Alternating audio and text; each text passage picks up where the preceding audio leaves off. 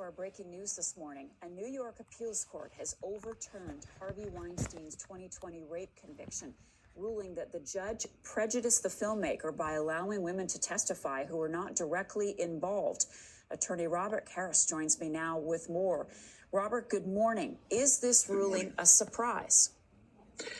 I think that it was certainly in the works for a while. I understand exactly where the Court of Appeal went in their determination. So I don't know that it was too much of a surprise, but obviously it's an unfortunate outcome for a lot of people.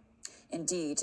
This was a 4-3 vote the court took. And again, we're looking at a new trial now for Harvey Weinstein.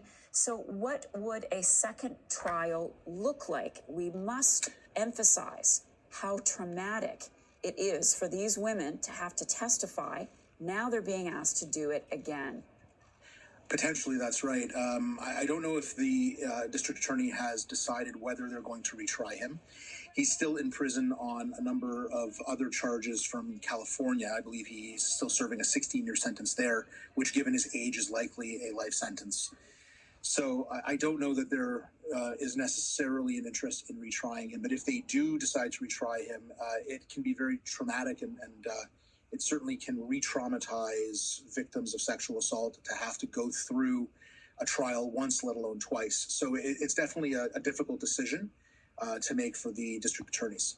Okay, I'm just going to read you a little bit from the ruling written by the judge, Jenny Rivera, and I'm going to ask you to put it in simple terms for us. She said that we conclude the trial court erroneously admitted testimony of uncharged alleged prior sex acts against persons other than the complainants of the underlying crimes because that testimony served no material non-propensity purpose.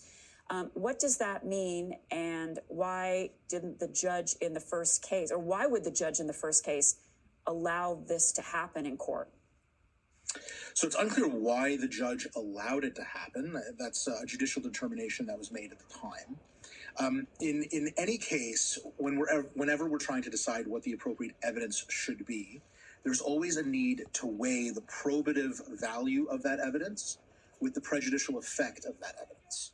And so when we're talking about sexual assault, there are circumstances where people want to use previous conduct in an effort to paint an accused as somebody who commits these types of acts in order to assist a judge or a jury in making their decision.